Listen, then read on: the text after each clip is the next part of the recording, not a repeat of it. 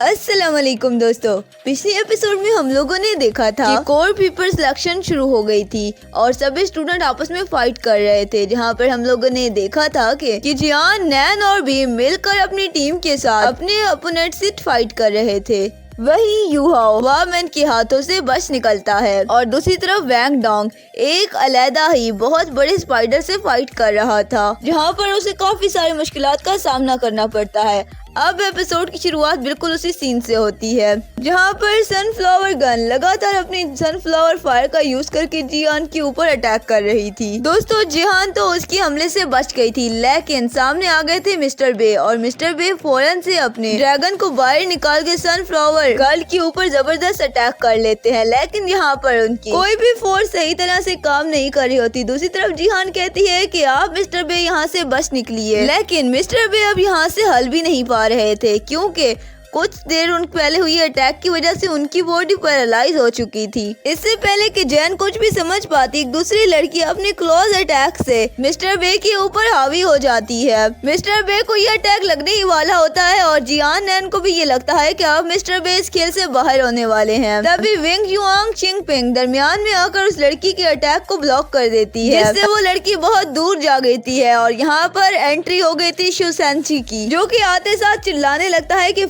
मैंने जियान नैन को ढूंढ ही निकाला, जिससे सनफ्लावर गर्ल का ध्यान भटक गया था और जियान नैन उसे मुक्का मारने वाली होती है। लेकिन उससे पहले ही सनफ्लावर गर्ल अपनी वाइन का इस्तेमाल करके जियान नैन और साथ में मिस्टर बे को जकड़ लेती है। ये देखकर शू सैन शी की तो चटक जाती है और फिर वो गुस्से से सनफ्लावर गर्ल के ऊपर शू सैन शी शील्ड से हमला कर देता है और वो सीधा जाकर उसकी खोपड़ी में लगती है, जिसकी वजह से उसका पूरे का पूरा दिमाग ही हिल गया था। इसी वजह से वो पीछे जा गिरती है, जिसके नतीजे में मिस्टर बी और मिस जेन दोनों ही आजाद हो जाते हैं।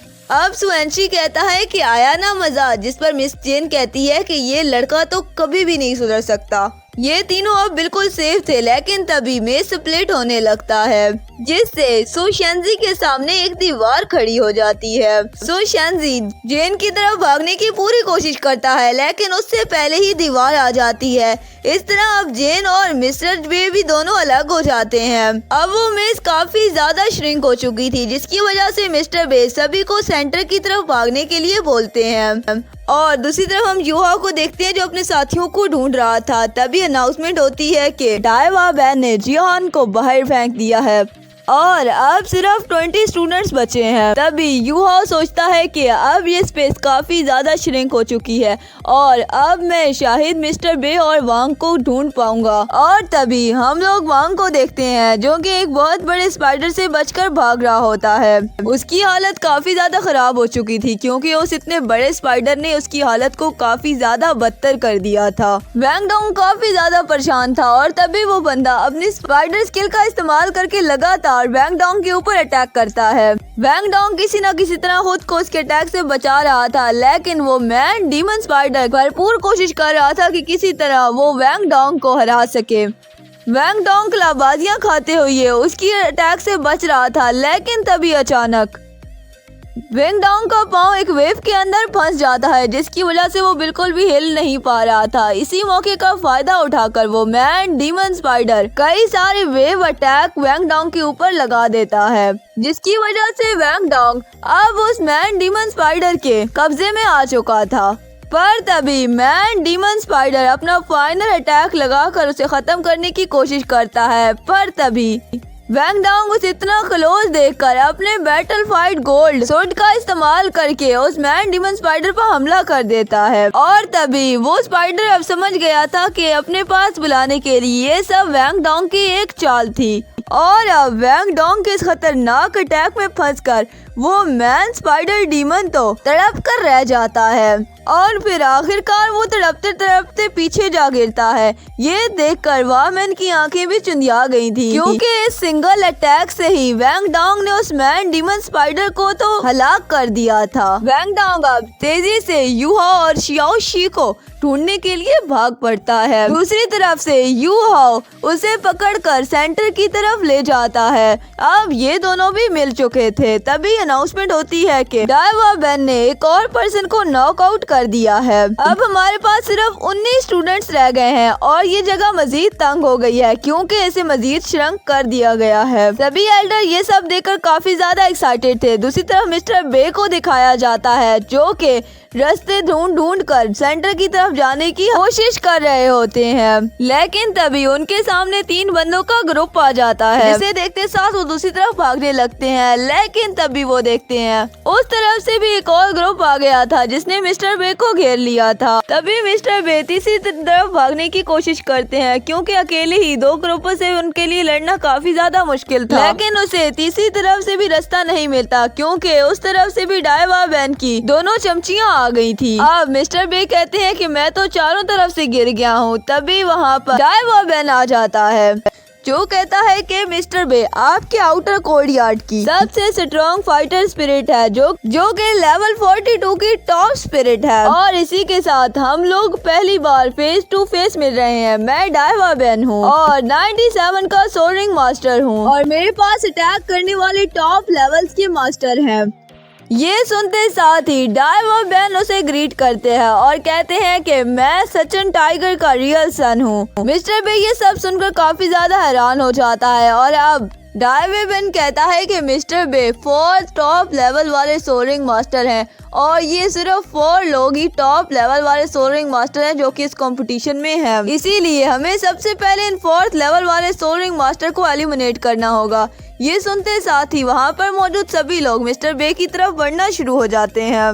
ये सब देखकर मिस्टर बे काफी ज्यादा मुश्किल में आ गए थे क्योंकि वो इतने सारे बंदों से अकेले नहीं लड़ सकते थे। अब वहाँ पर मौजूद सभी लोगों ने अपनी सोल्डरिंग को अनलिश कर दिया था और ये मोटा बंदा सबसे पहले मिस्टर बे के ऊपर अटैक करने के लिए आ जाता है और एंगर एलिफेंट की तकनीक का यूज करके मिस्टर बे के ऊपर अटैक करता है और बाकी सब लोग भी अब मिस्टर बे के ऊपर अटैक करने के लिए आगे बढ़ते हैं। लेकिन तभी अचानक से एक शीट आती है और उस मोटे बंदे के अटैक को रोक देती है, जिसकी वजह से इन सब लोगों का अटैक फेल हो जाता है और ये सब देखकर वो लोग हैरान हो जाते हैं कि अब यहाँ पर कौन आ गया। तभी यहाँ पर एंट्री होती है सो शेंजी की और वो इन लोगों से कहता है कि तुम लोग जॉइंट टीम क्यों बना रहे हो? तुम लोगों को नहीं पता कि सबसे ज्यादा स्ट्रॉन्गेस्ट पावर और स्ट्रॉन्गेस्ट स्किल मेरे और मिस्टर बे के पास है और मिस्टर बे मेरे काफी पुराने दुश्मन है। इस पर डायवा बैन कहता है कि क्या सुशेंजी तुम हमारे साथ टीम बनाना चाहते हो?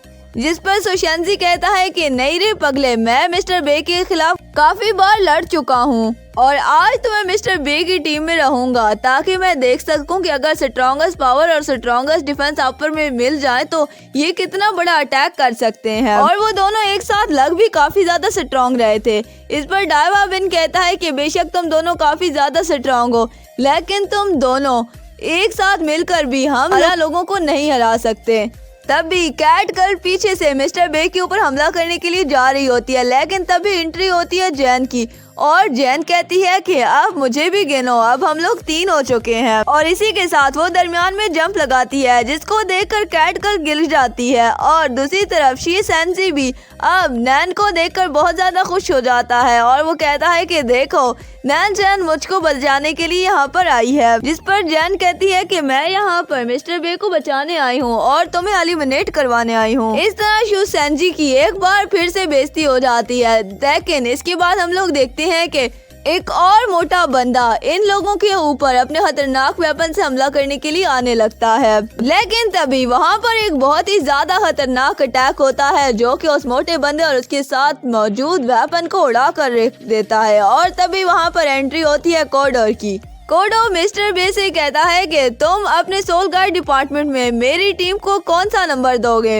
इस पर डायवा बैन सोचता है कि अगर वोहन एकेडमी और सोरिंग ब्रांच एक साथ हो गए तो हमारा क्या होगा? जिस पर डायवा बैन उससे कहता है कि कोडो भैया आप हमारी टीम में आ जाएं। और इसी के साथ वो कहता है कि हमारी टीम की जीतने के चांसेस भी ज्यादा है। जिस पर कोडो कहता है कि मैं उस टीम को चूज करता हूं जो कि स्ट्रॉन्ग होती है। जिस पर सो शेंजी कहता है यानी कि मैं, लेकिन कोडो कहता है कि तुम्हें क्या लगता है कि तुम नैन जैन से ज्यादा प्यारे हो और उससे ज्यादा ताकतवर हो? और साथ में ही वो डायवा बैन से कहता है कि तुम तो हमेशा ही मेरे जूनियर ब्रदर यूहाओ को परेशान करते रहते हो, आज मैं तुमसे सारा हिसाब बेबाक करूंगा। तभी वहाँ पर जी शियाओ आ जाती है और कहती है कि अकोडो तुमने सही कहा, तुम्हारी चॉइस बिल्कुल ठीक है। और इसी के बाद एंट्री होती है यूहो की। वो उड़ते हुए वहाँ पर पहुँच जाता है और जहाँ पर यूहो वहाँ पर वैंग डोंग। और इस तरह से अब उनकी 7 लोगों की टीम कंप्लीट हो गई थी।